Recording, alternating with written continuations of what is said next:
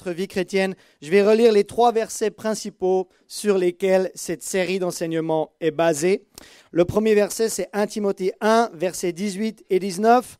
Le commandement que je t'adresse, Timothée, mon enfant, pas son enfant naturel, mais son enfant dans la foi, selon les prophéties faites précédemment à ton sujet, c'est que d'après elles, tu combattes le bon combat, en gardant la foi et une bonne conscience. Et nous avons dit et établi que combattre le bon combat, c'est garder la foi et une bonne conscience. Et ici, la question des prophéties faites au sujet de Timothée.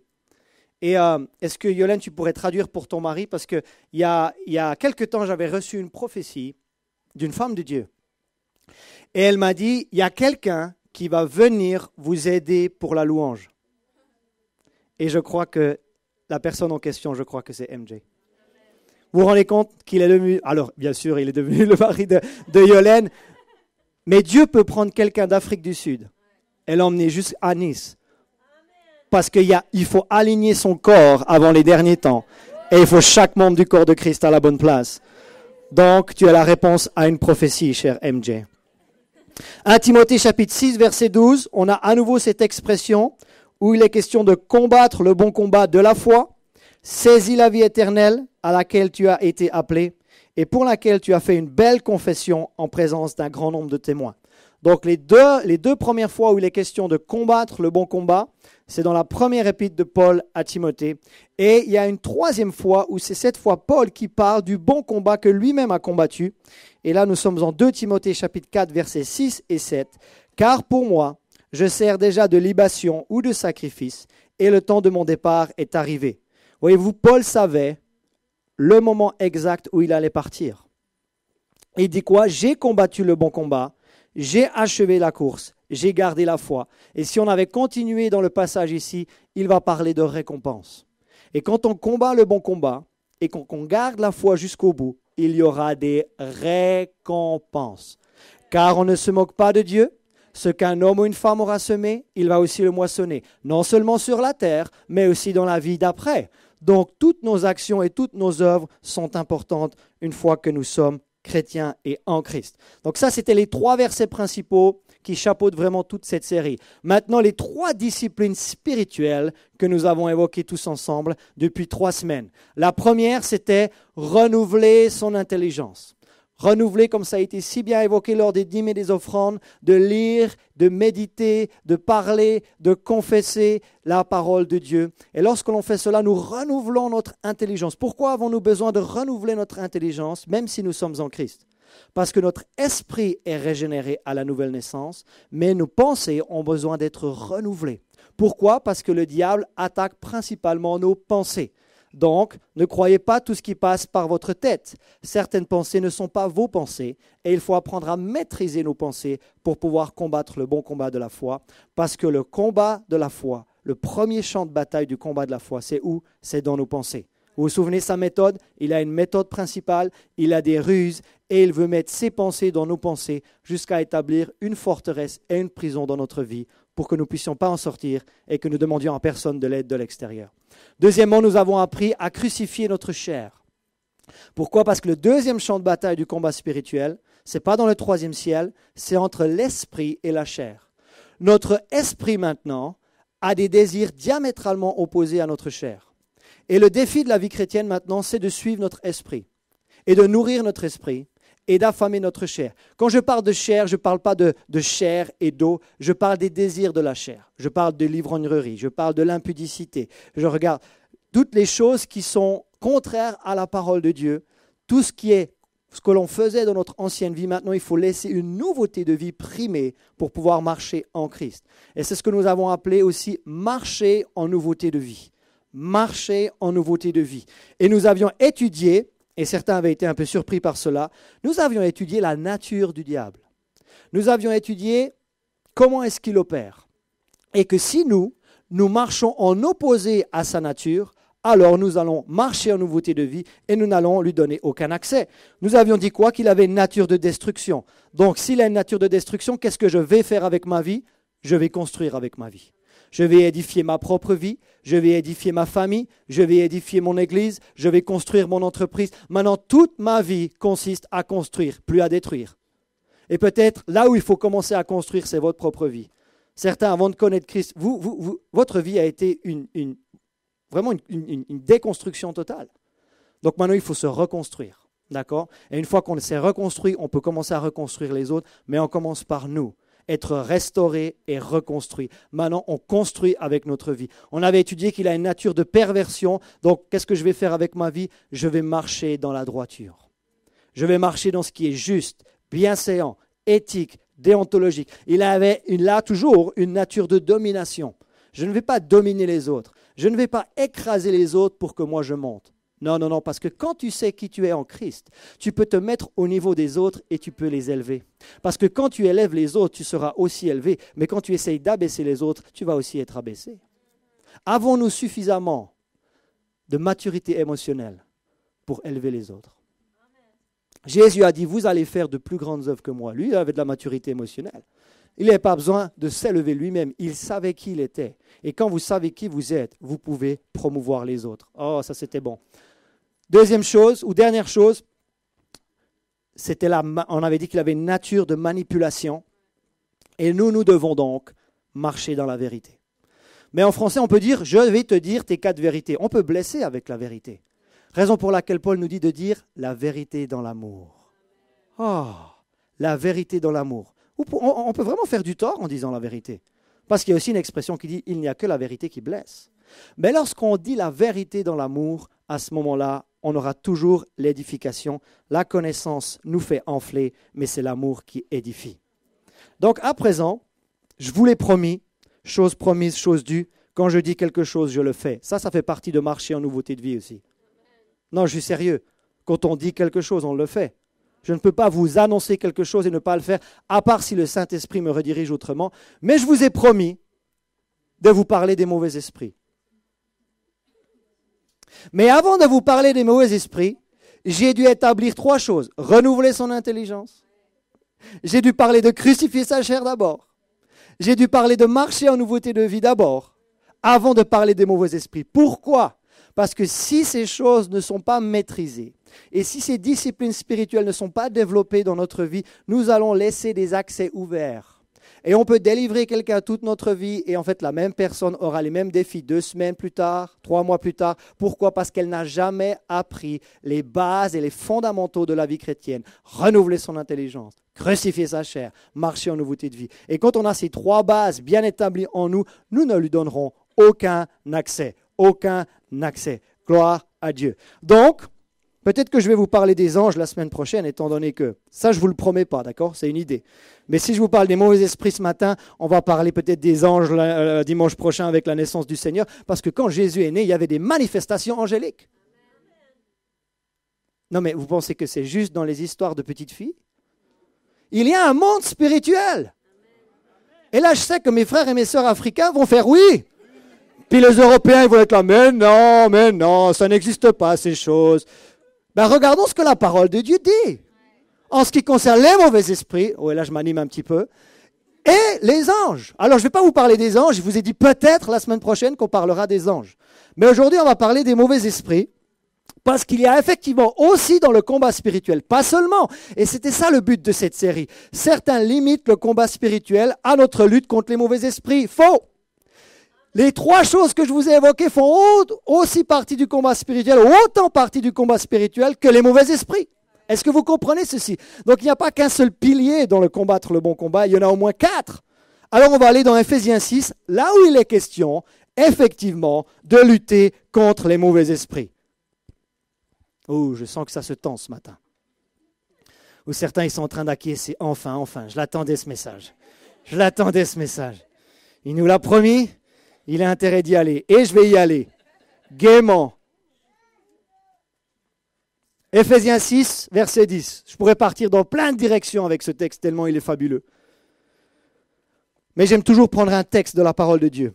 Au reste, je suis en Ephésiens 6, 10. Fortifiez-vous dans le Seigneur et par sa force toute puissante. Revêtez-vous de toutes les armes de Dieu afin de pouvoir tenir ferme contre les ruses du diable. Et on avait dit que le mot ruse, c'était le mot méthodos. Il a une méthode qui consiste à pénétrer notre pensée. Car nous n'avons pas à lutter contre la chair et le sang, mais contre les dominations, contre les autorités, contre les princes de ce monde de ténèbres, contre les esprits méchants dans les lieux célestes. Donc il est aussi question de combattre et de lutter contre les mauvais esprits, vrai ou pas? C'est pourquoi prenez toutes les armes de Dieu, afin de pouvoir résister dans le mauvais jour et tenir ferme après avoir tout surmonté. Tenez donc ferme, ça c'est une parole pour quelqu'un ce matin. Tenez donc ferme en Jésus. Tenez donc ferme dans votre foi. Tenez donc ferme dans la parole. Tenez donc ferme dans l'amour. Oui, ça c'est ma version de Éphésiens 6. Ayez à vos reins la vérité pour ceinture. Ah, la vérité revient. Revêtez la cuirasse de la justice. Mettez pour chaussure à vos pieds le zèle que donne l'évangile de paix. Prenez par-dessus tout cela le bouclier de la foi, avec lequel vous pourrez éteindre tous les traits enflammés du malin. Prenez aussi le casque du salut et l'épée de l'esprit qui est la parole de Dieu. Faites en tout temps, verset préféré de Pasteur Sherilyn, par l'esprit, toutes sortes de prières et de supplications. Veillez à cela avec une entière persévérance et priez pour tous les saints. Priez pour moi, dit Paul. Est-ce que vous priez pour moi?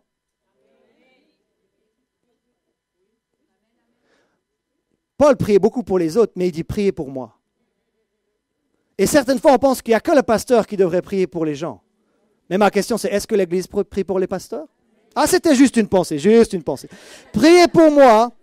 Non, mais vous les pasteurs, vous êtes toujours en forme. Vous n'avez aucun défi. Vous avez la grâce. Vous avez l'onction. Vous voulez voir mon onction le matin? À quoi ça ressemble? Les cheveux en pétard. Je vais à tâtons vers la machine à café. Café.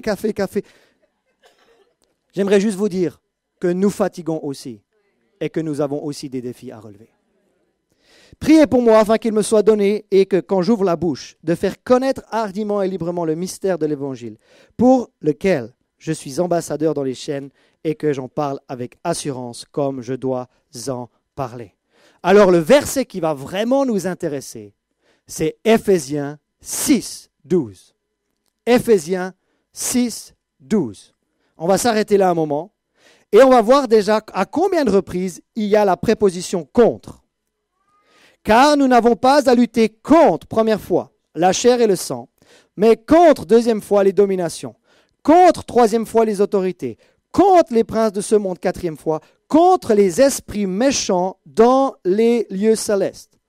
Donc vous voyez qu'il y a à 5 reprises le mot contre. C'est comme quand Jésus dit « en vérité, je vous le dis ». Ou quand Dieu disait « Samuel, Samuel ». Vous savez, dans la Bible, quand il y a répétition, ça veut dire qu'il y a une emphase. Ça veut dire que l'auteur est en train de mettre l'accent sur quelque chose. Il met l'accent une seule fois sur « contre la chair et le sang » et il met l'accent à 4 reprises. Il aurait pu dire « contre les dominations et les autorités, les princes de ce monde de ténèbres, les esprits méchants dans les lieux célestes ». Il aurait pu dire « contre » une seule fois. Mais il nous dit à 4 reprises que nous avons à lutter contre quoi? Des dominations, des autorités, les princes de ce monde de ténèbres et des esprits méchants dans les lieux célestes. Donc si Paul se répète à 4 reprises, ça veut dire que ce qu'il est en train de dire est très important. Maintenant, le mot contre, c'est le mot grec pros. Pros veut dire vis-à-vis. Pros veut dire entre 4 yeux. Pros veut dire une confrontation. Pros veut dire face à face. Imaginez ce que Paul dit. Car nous n'avons pas à lutter contre la chair et le sang, mais face à face, vis-à-vis, entre 4 yeux, contre des dominations des autorités, des princes de ce monde de ténèbres et des esprits méchants. Qu'est-ce que Paul veut dire? C'est que tôt ou tard dans notre vie chrétienne, je n'ai pas dit tous les jours, vous m'avez entendu? Je n'ai pas dit qu'il fallait aller les chercher. Jésus n'a pas dit de poursuivre les mauvais esprits, il a dit de les chasser. Comprenez la différence? N'allez pas chercher les esprits ou les mauvais esprits cette semaine. Paul nous dit que dans notre vie chrétienne, il y aura un moment, écoutez-moi bien, il y aura un moment tôt ou tard où nous allons nous retrouver face à face, vis-à-vis, entre 4 yeux et en confrontation avec le monde spirituel qui nous est opposé. Est-ce que vous en êtes conscient? Si vous n'en êtes pas conscient en tant qu'Européen, allez un petit peu en Haïti. Si vous n'en êtes pas conscient en tant qu'Européen, allez un petit peu au Mozambique. Parce que moi, j'ai vu des manifestations dans d'autres pays et je peux vous dire que vous Vous ne pouvez pas faire croire aux gens que les esprits n'existent pas. Je discutais avec Jean-Loïc, il m'a expliqué ce qui se passait sur l'île de la Nouvelle-Calédonie d'un point de vue spirituel. La plupart des chrétiens, ils prendraient leurs jambes à leur cou, ils seraient en train de fuir tellement ça leur ferait peur. Mais mon but ce matin, ce n'est pas de vous faire peur. Mon but ce matin, c'est comment est-ce qu'on se positionne en tant qu'enfant de Dieu. Comment est-ce qu'on se positionne en tant que chrétien lorsqu'on va être nez à nez, face à face et en confrontation directe avec un mauvais esprit? Que faut-il faire? Et surtout, avons-nous la force ou l'autorité de pouvoir leur résister et de pouvoir les chasser? Deuxième chose où j'aimerais mettre l'accent dans ce verset, car nous n'avons pas à lutter. Car nous n'avons pas à lutter. Vous voyez ici qu'il n'a pas utilisé le mot combat. Il aurait pu dire car nous n'avons pas à combattre. Mais il utilise le mot lutter qui vient du grec palais. Et palais, ça veut dire vraiment donc lutter, mais lutter à main nue. Et de palais, nous avons la palestra. Et dans la Grèce antique, la palestra, c'était là où les athlètes étaient en train de combattre. C'était une maison de combat. C'est là où il y avait la boxe, c'est là où il y avait la lutte. Mais il n'y avait pas des rounds comme on connaît aujourd'hui. C'était des combats qui allaient jusqu'à la mort. Le vainqueur était celui qui n'était pas décédé. Vous vous rendez compte? Qu'il n'y avait pas vraiment de règles. C'était du combat sauvage, du combat à main nue. Et dans cette maison de combat-là, ils étaient en train de faire de la boxe ou de la lutte. Qu'est-ce que ça veut dire? Ça veut dire que cette lutte contre les esprits méchants, que ce combat que nous avons contre eux, ce n'est pas la fleur au fusil. Écoutez-moi bien, ça peut être une question de vie ou de mort. Vous m'avez entendu? Ça peut être une question de vie ou de mort. Parce qu'une fois qu'un mauvais esprit a l'emprise sur quelqu'un, la personne n'aura plus le contrôle de sa vie. Souvenez-vous quand Jésus a chassé les mauvais esprits, il les a envoyés dans les pourceaux. Après, les pourceaux sont tombés de la falaise. Donc c'est sérieux de quoi on parle ici. Donc c'est sérieux d'apprendre comment nous pouvons leur résister parce que le combat est réel. Le combat est réel, j'ai dit. Le combat est réel et il faut vraiment apprendre ce que la Bible nous enseigne sur ces choses. Car nous n'avons pas à lutter contre la chair et le sang. Troisième chose, alors ça c'est vraiment intéressant. Paul nous parle d'une hiérarchie et d'une organisation dans le monde des ténèbres. Paul nous parle d'une organisation et d'une hiérarchie dans le monde des ténèbres. Les esprits, alors qui pilote tout ça? C'est celui dont on a parlé la semaine dernière. On a dit qu'il était prince. Et quand vous êtes prince, vous êtes à la tête de quelque chose. Vous avez la première place de quelque chose. Celui qui dirige les dominations, celui qui dirige les autorités, celui qui dirige les princes de ce monde de ténèbres, et celui qui dirige les esprits méchants dans les lieux célestes, c'est Satan lui-même. Et ces esprits-là ont tous la même nature que celui qui en est le prince. Destruction, manipulation, domination, etc., etc. Maintenant, l'ordre ici est très important. Les esprits qui ont le plus de pouvoir, ce sont les dominations. Voilà la hiérarchie. Il y a Satan tout en haut, il y a les dominations ensuite, il y a les autorités après, en 3, il y a les princes de ce monde de ténèbres, et en 4, il y a les esprits méchants dans les lieux célestes. J'aimerais vous faire comprendre que le royaume qui nous oppose, il est organisé et il est hiérarchisé. On va s'arrêter un instant sur les princes de ce monde de ténèbres, le 3 ici. Les princes de ce monde de ténèbres, parce qu'il y a quelque chose que le royaume des ténèbres détient et qui manque cruellement à l'Église. Je répète, le royaume des ténèbres a quelque chose qui manque cruellement à l'Église. Est-ce que vous êtes prêts? Ici, tu peux revenir juste en arrière. Les princes de ce monde de ténèbres, c'est cosmokrateros. Cosmos.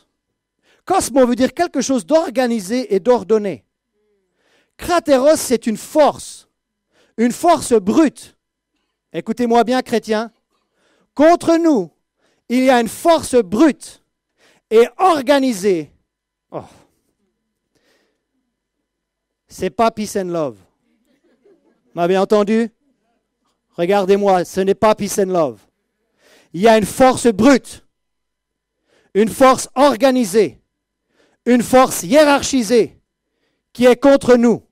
Et nous n'avons pas à lutter contre la chair et le sang, mais contre quelque chose qu'on ne voit pas, contre un royaume qui est invisible. Pensez un petit peu au film des Seigneurs des Anneaux. Regardez à quel point les légions sont organisées. Regardez à quel point c'est ordonné. Et pourquoi est-ce que l'Église, on a l'impression certaines fois qu'elle est tant dans la défaite alors qu'elle devrait être tant dans la victoire? Est-ce que vous êtes déjà posé cette question? Pourquoi est-ce que les gens vont voir les marabouts? Pourquoi est-ce que les gens vont voir les sorciers? Pourquoi est-ce que les gens vont voir les gens qui tournent les cartes? Pourquoi est-ce que les gens vont voir les gens qui pratiquent les sciences occultes alors que c'est l'Église qui devrait avoir la puissance de le faire? Mais les gens ne trouvent pas leur réponse dans l'Église. Donc ils vont voir ailleurs. Magie blanche, boule de cristal, druidisme et compagnie. Mais c'est l'heure que l'Église retrouve sa pleine puissance. Mais pour qu'elle retrouve sa pleine puissance, il va falloir avoir quelque chose. Et c'est quelque chose, malheureusement, le royaume des ténèbres l'a plus que nous. Cosmocrateros, une force brute organisée. Le royaume des ténèbres, écoutez-moi bien, il est engagé. Il y a de l'engagement. Il y a de l'organisation. Tu peux mettre le suivant. Et il y a de la discipline dans le royaume des ténèbres. Je répète ça.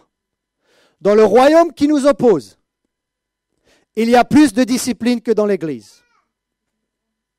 Dans le royaume qui nous oppose, il y a plus d'organisation que dans l'Église. Et dans le royaume qui nous oppose, il y a plus d'engagement que dans l'Église. Raison pour laquelle on a certaines fois l'impression que l'Église est dans la défaite, alors qu'elle devrait être dans la victoire.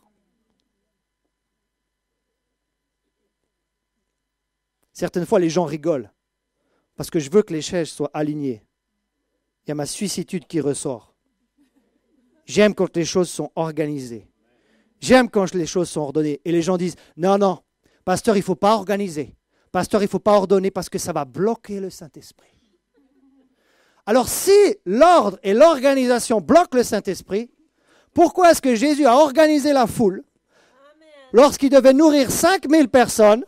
Pourquoi est-ce qu'il les a placés par rangée de 50? Pourquoi est-ce qu'il a ordonné la foule pour pouvoir faire un miracle? Parce que plus il y a de monde qui vient, plus il faut de l'organisation. Et quand Dieu crée quelque chose, il donne de l'ordre. Quand il a créé notre corps, il a donné une stature, il a donné une colonne vertébrale, il a donné quelque chose. Et on ne peut pas être contre l'ordre et contre l'organisation en prétendant que c'est contre le Saint-Esprit. Non, c'est le moment que l'Église soit organisée. C'est le moment que l'Église soit disciplinée dans quoi? Dans le renouvellement de l'intelligence, dans la crucifixion de la chair et dans le fait de marcher en nouveauté de vie. Et il faut que l'Église soit engagée. Ça veut dire quoi? Ça veut dire que quand il pleut, tu viens quand même. Ça veut dire que ce n'est plus la météo qui détermine si tu vas à l'assemblée ou pas. Pourquoi? Parce qu'il y a un engagement. Il y a un engagement quand je me fais baptiser d'eau. Il y a un engagement quand je deviens membre de l'Église. Il y a un engagement quand je me marie. Il y a un engagement quand je deviens père. Et un engagement, on ne le prend pas à la légère. Un engagement, c'est sacré. Et il faut qu'on retrouve la sacralité dans l'Église. Si l'Église veut retrouver sa puissance. Oh, mama.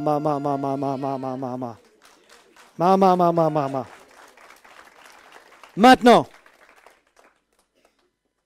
vu qu'il y a un sérieux combat, vu qu'il y a palais contre eux, un combat digne de la palestra, ma question c'est, est-ce que nous pouvons lutter contre ça? Comment pouvons-nous lutter en tant que chrétiens contre tout ce royaume diabolique qui est contre nous?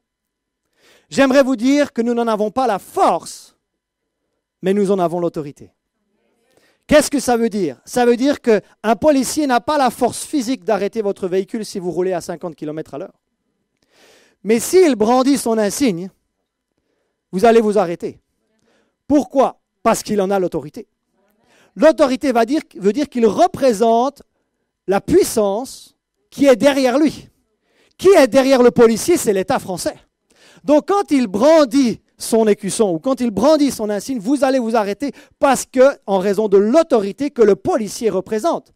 Est-ce qu'il a la force physique d'arrêter votre véhicule? Non, mais il en a l'autorité. C'est exactement la même chose pour nous en tant que chrétiens. Je n'ai pas la force physique de lutter contre tout ce système-là, mais j'en ai l'autorité dans le nom de Jésus.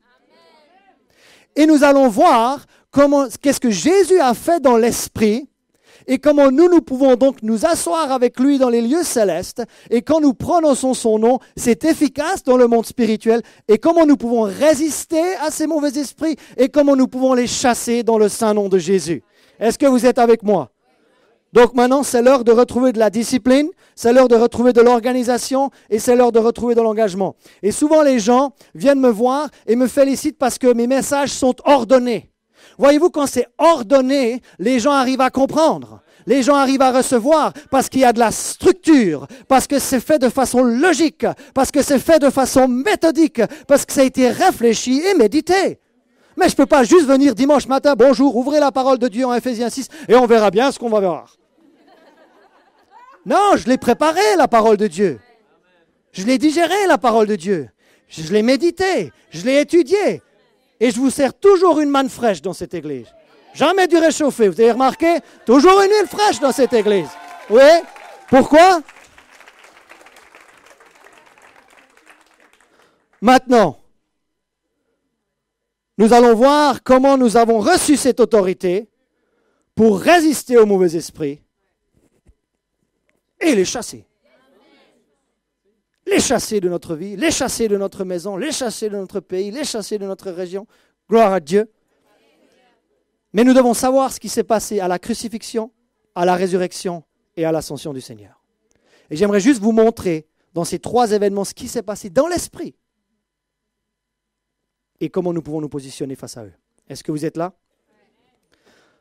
Vous pouvez vous dire, oh là là, on a toute une armée contre nous. Mais regardez ce qui s'est passé à la croix. Colossiens chapitre 2, verset 15. Colossiens chapitre 2, regardez ce que notre Seigneur Jésus a fait. Oh, gloire à Dieu. Colossiens chapitre 2, verset 15. Qu'est-ce qu'il a fait avec les dominations et les autorités? Aidez-moi à prêcher ce matin. Qu'est-ce qu'il a fait avec les dominations et les autorités? Il les a dépouillés. Souvenez-vous que les dominations et les autorités, c'était ceux qui étaient le plus élevés dans la hiérarchie du royaume des ténèbres. Qu'est-ce que Jésus a fait à ces dominations, à ces autorités? Il les a dépouillés. Oh, gloire à Dieu. Une autre traduction pourrait dire, il les a rendus toutes nues, complètement dévêtues, complètement dépouillées. Oh, gloire à toi. Mais il n'a pas fait que ça avec les dominations et les autorités. Il les a livrés publiquement en spectacle, en triomphant de ces mauvais esprits, en triomphant de ces autorités, en triomphant de ces dominations par la croix. Une fois, j'étais devant deux satanistes. Et il y en a un des deux, il me dit, mes genoux tremblent. Un sataniste devrait trembler devant un chrétien. Parce que la puissance de la croix, la crucifixion du Seigneur, qui a dépouillé les dominations et les autorités, et il les a livrés, que je commence à prêcher, et les a livrés publiquement en spectacle. À l'époque de l'histoire antique, les empereurs, quand ils allaient dépouiller le butin dans les autres pays, ils revenaient de façon triomphale. Imaginez par exemple un empereur de Rome qui va conquérir de nouveaux territoires. Il revient à Rome, mais il ne revient pas à Rome il ne revient pas à Rome tout doucement sur la pointe des pieds. Il revient sur son char, il revient avec ses chevaux et il revient avec tout le butin qu'il a allé piller dans le camp de l'ennemi. C'est exactement ce que Jésus a fait dans l'esprit. Non seulement il les a dénudés, il les a dépouillés, mais il les a livrés publiquement en spectacle. Et notre Seigneur Jésus est arrivé là, dans les lieux célestes, et avec tout le butin qu'il a pillé dans le royaume des ténèbres. Oh, ben ça nous aide déjà à nous positionner là. Je n'ai pas dit de vous positionner par votre propre force, j'ai dit de vous positionner par ce que Christ a fait. Commence à dire ce que Christ a fait. Commence à parler le sang de Jésus. Commence à parler le nom de Jésus. Commence à parler ces choses-là. Commence à parler la parole de Dieu. Commence à confesser ces choses. Je peux te dire que le mauvais esprit ne va pas rester dans ton appartement. Non. Sanctifie tout ça par le sang de Jésus. Ouais, parle le nom de Jésus et tu vas voir que ça va commencer à bouger. Gloire à Dieu. Parce que ce nom-là, dans le royaume spirituel, il est connu. Il est connu parce qu'ils savent qu'ils ont été dépouillés. Ils savent qu'ils ont été dénudés. Quand ce nom de Jésus est utilisé. Et quand Jésus faisait des délivrances dans son ministère, les mauvais esprits, est-ce que notre temps est venu maintenant? Ils savent dans le royaume des ténèbres que leur temps est compté et qu'ils vont être liés pour 1000 ans et ensuite pour l'éternité et qu'il n'y a pas de rédemption pour eux. Et ils nous détestent, nous les humains, parce que pour nous, il y a rachat, rémission et rédemption de nos péchés. Maintenant, Jésus-Christ n'est pas seulement mort sur la croix, il est aussi ressuscité d'entre les morts. N'est-ce pas vrai? Non, mais si vous ne croyez pas ces deux fondamentaux, votre foi chrétienne est bancale, excusez-moi. Résurrection du Seigneur. Qu'est-ce qui s'est passé dans l'esprit lorsque le Seigneur Jésus est ressuscité? Il va affirmer, Matthieu 28, verset 18, Jésus s'étant approché donc de ses disciples, leur parla ainsi, « Tout pouvoir m'a été donné dans le ciel et sur la terre. Allez, faites de toutes les nations des disciples, les baptisant au nom du Père, du Fils et du Saint-Esprit, et enseignez-leur à observer tout ce que je vous ai prescrit. » Lorsque Jésus est ressuscité d'entre les morts et qu'il déclare tout pouvoir, ça pourrait être traduit par toute autorité, exousia. Toute autorité m'a été donnée où? Dans le ciel et sur la terre. Mais l'autorité... Alors la bonne nouvelle, c'est qu'il va garder l'autorité dans les cieux. Mais sur la terre, il va rendre l'autorité à l'homme parce que Dieu l'avait donnée à l'homme avant la chute de l'homme. Et puisque l'homme l'a perdu, il fallait qu'un autre homme, vu que le premier Adam a perdu l'autorité sur la terre, il a fallu que le dernier Adam aille reconquérir l'autorité sur la terre et qu'il la redonne à l'homme. Puisque Dieu l'a donnée à un homme, il fallait qu'un homme, la parole faite chair, l'incarnation de Dieu en Christ Jésus, il fallait qu'il aille rechercher cette autorité pour nous, mais il ne l'a pas gardée pour nous dès qu'il l'a reprise. Il l'a donnée et il l'a conférée à ses disciples et à son Église. Donc ma question est la suivante. Qui a l'autorité sur la terre aujourd'hui? C'est l'Église du Seigneur Jésus-Christ qui a l'autorité sur la terre. Oh! Qu'est-ce que ça veut dire maintenant? Ça veut dire que non seulement il a dépouillé les dominations et les autorités et il les a dénudées, mais maintenant j'ai l'autorité de pouvoir leur résister. J'ai l'autorité de pouvoir lutter contre ces choses. J'en ai pas la force physique, mais j'en ai l'autorité dans le nom de Jésus, d'accord? Et quand je proclame ce nom haut et fort, vous savez quoi? Ce n'est pas juste Philippe Boulanger qui parle. C'est la puissance qui est derrière moi qui parle.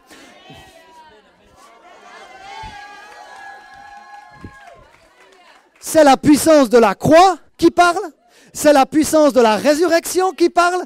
Mais vous voulez que le royaume des ténèbres fasse quoi contre la crucifixion et la résurrection? Ce n'est pas juste nous qui parlons. L'autorité, c'est un pouvoir qui nous a été délégué. Comme l'État français se tient derrière le policier, ce qui se tient derrière nous, c'est le lion de la tribu de Juda.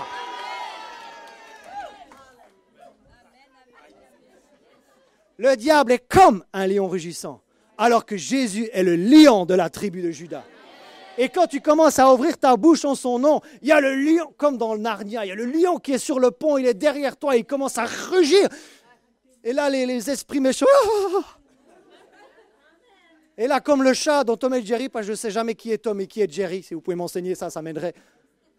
Comme le chrétien, peut-être qu'il se sent en stature plus petit que le chat, mais quand il se remplit de ce que Christ a fait, il commence à prendre le chat en dehors du coffre-fort et il commence à lui taper sur la... Oh, c'est une image, j'espère qu'elle vous aide, de comment un chrétien devrait se comporter face au diable et face aux mauvais esprits. Moi, j'en ai marre. Hashtag pasteur fâché. J'en ai marre que les chrétiens se positionnent comme des victimes et des pauvres victimes face au royaume des ténèbres.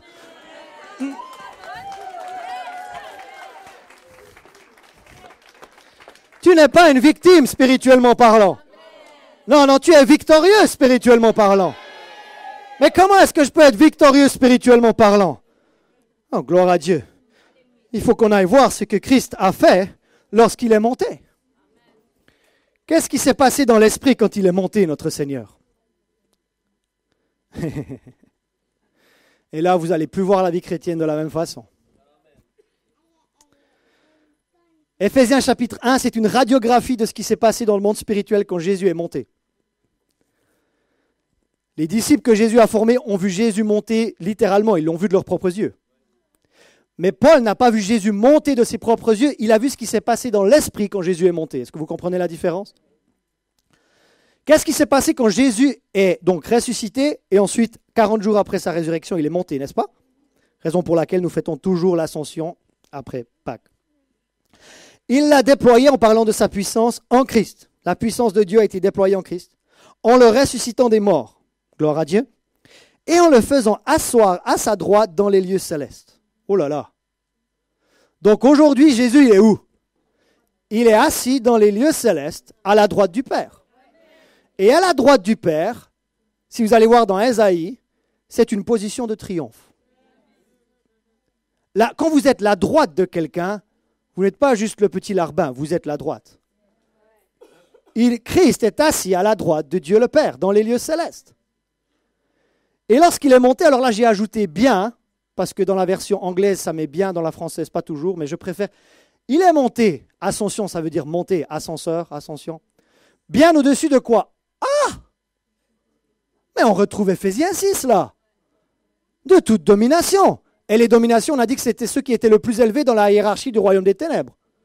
Il est bien au-dessus de toute autorité. Deuxième rang dans le royaume des ténèbres.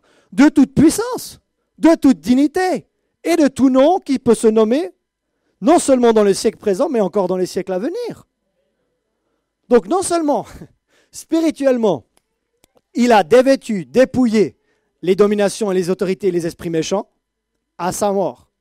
À sa résurrection, il allait reconquérir l'autorité que nous avions perdue sur la terre pour nous la donner. Et lorsqu'il est monté bien au-dessus. Bien au-dessus de... Imaginez, si Satan, avec toute sa hiérarchie et son organisation est là, où est Jésus? Bien au-dessus!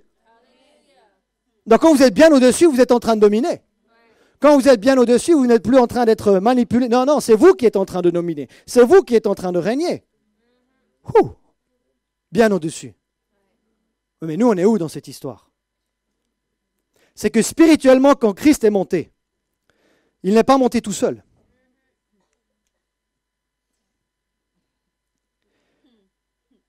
Ben oui, parce que quand votre tête bouge, votre corps bouge. Quand on apprend le snowboard en Suisse, on te dit si tu tournes ta tête, ton corps va tourner avec. Mais si tu essaies de tourner ton corps et ta tête va là, tu ne vas pas tourner. Mais si tu tournes ta tête, ton corps va suivre. Ce qui veut dire quoi? Que Jésus est la tête de l'Église. Maintenant, qui est le corps de l'Église? C'est nous le corps de l'Église, n'est-ce pas? Donc, ce qu'on va voir, c'est que quand Christ est monté, il n'est pas monté tout seul. Nous sommes montés avec lui. Nous sommes montés avec lui. Si la tête est montée, le corps est monté aussi. Et tu dis, mais pasteur, j'ai besoin d'une écriture pour me le prouver. Voilà pour tous les sceptiques, j'arrive, je suis là. Éphésiens 2, versets 6 et 7, il nous a ressuscités ensemble. Ah, c'est qui l'a fait asseoir ensemble dans les lieux célestes? C'est nous. Et nous a fait asseoir ensemble dans les lieux célestes. En Jésus-Christ, on n'est pas monté par nous-mêmes, d'accord? On est monté avec lui, on est monté en lui, afin de montrer dans les siècles à venir l'infinie richesse de sa grâce par sa bonté envers nous en Christ Jésus. Maintenant, j'ai besoin d'un volontaire. Un jeune homme de préférence. Je peux prendre cette chaise-là? Oui, mais ça se détache. Ah, celle-là, elle est vraiment attachée, tu es attaché. Est-ce que je peux prendre ça, là? Oui. Alors, qui est le jeune homme qui va venir me rejoindre ici?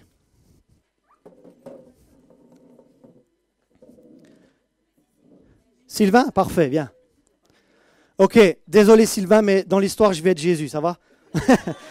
Ok. Imaginez, je suis Jésus et Sylvain est le corps. Il est l'Église. Donc maintenant, je suis ressuscité d'entre les morts. J'ai déjà dépouillé les dominations et les autorités, d'accord? Je suis ressuscité, j'ai repris l'autorité, je l'ai donnée à l'homme. Maintenant, c'est 40 jours après ma résurrection, je vais monter vers le Père. Mais quand je suis monté, pour l'instant tu restes en bas, Jésus n'est pas monté tout seul. Il nous a pris avec lui. Ok? Où sommes-nous maintenant en Christ Jésus, spirituellement parlant? Bien au-dessus. Mais bien au-dessus de quoi? Des dominations, des autorités, des princes de ténèbres de ce monde, des esprits méchants.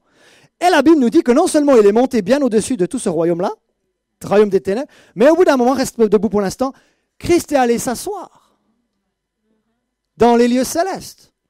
Et c'est là que la rédemption a été accomplie et totale. Et quand il s'est assis, l'Église est allée s'asseoir avec lui. Donc, merci beaucoup. Donc ma question est la suivante. Alors, laisse une chaise. Comment est-ce que tu te positionnes? Je vais faire comme Audrey Mac, je vais commencer à monter sur les chaises. Comment est-ce que tu te positionnes, spirituellement parlant, face au mauvais esprit?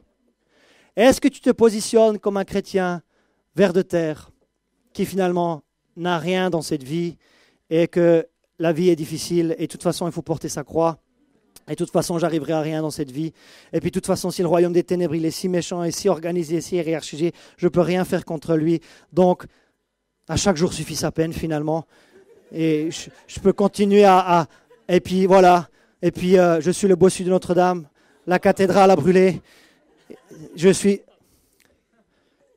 pas comme ça qu'on se positionne. Spirituellement,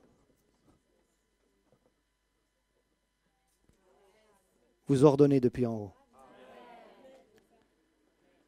Tu dis que quand tu vas lutter une fois contre un mauvais esprit qui va arriver, pas les poursuivre, mais si une fois tu es nez à nez avec eux, vis-à-vis avec eux, en confrontation, en cas de Dieu avec eux, qu'est-ce que tu fais?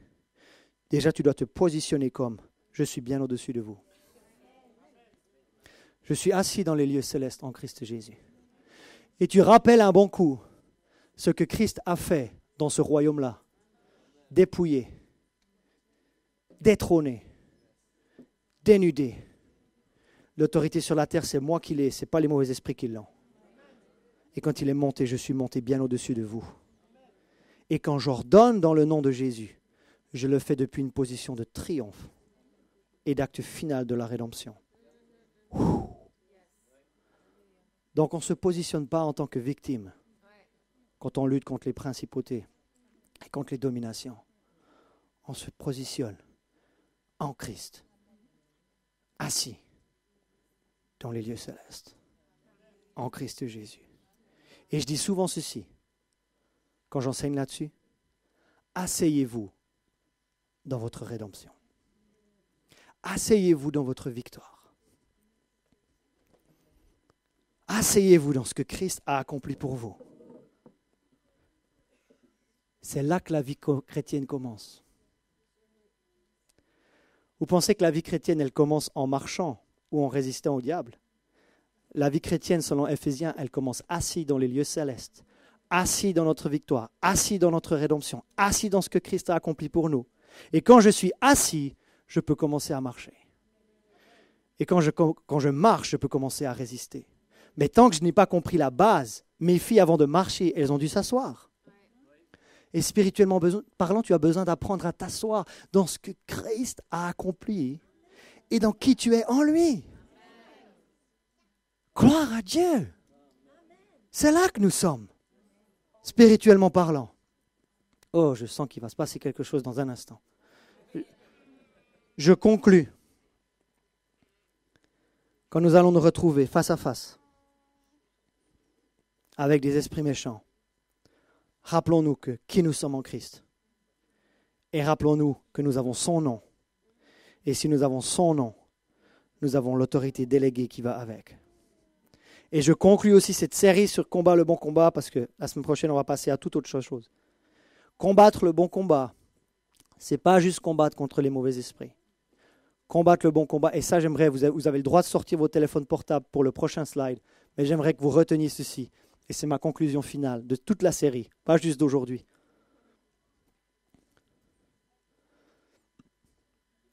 Vous avez le droit de prendre une photo. Si vous comprenez ces 4 choses, si vous comprenez ces 4 piliers, qu'une pensée doit se renouveler, que la chair doit se crucifier, que le mauvais esprit ne se poursuit pas mais qu'il se chasse,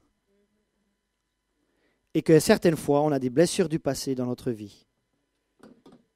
Et ces blessures, il faut les laisser guérir. Ou laisser le Seigneur nous guérir. Mais est-ce que vous comprenez que combat le bon combat, ce n'est pas juste ça. Ce n'est pas juste le 3. Parce que si on pense que c'est seulement ce que j'ai parlé ce matin, on risque d'être leurré. On risque d'être trompé. Et quand on a été vraiment délivré de quelque chose, on risque de laisser d'autres accès ouverts. Parce que je vous ai dit qu'ils ne peuvent avoir de l'influence dans notre vie que par notre permission et que par notre consentement. Donc, si consciemment je ferme la porte à ces choses, consciemment je ferme la porte en renouvelant mes pensées, je ferme la porte en crucifiant ma chair, je ferme la porte en ne coopérant plus de la façon dont lui il agit, mais en marchant en nouveauté de vie. Qu'est-ce que vous voulez qu'il fasse? Et Paul nous dit, mon extrapolation, si tu fais les 3 premières choses, le jour où vraiment tu es nez à nez face à un mauvais esprit, il ne va pas pouvoir tenir la rampe. Je pourrais encore vous parler de toute l'armure de Dieu, mais Noël approche. Mais Paul nous dit qu'en plus de marcher en nouveauté de vie, il nous dit revêtez-vous de toutes les armes de Dieu. Donc j'aimerais juste vous faire comprendre, Église du Seigneur Jésus-Christ, rachetez, que vous êtes armés jusqu'aux dents, mais qu'il y a un petit peu de travail à faire. Il y a un petit peu de discipline à faire. Il y a peut-être un niveau d'engagement à monter. Il y a peut-être un niveau d'organisation à monter. Il y a peut-être un niveau de consécration à monter. Mais ne vous positionnez pas dans la défaite. Dernière parole. Asseyez-vous dans votre victoire. Alléluia. Levez-vous. Alléluia.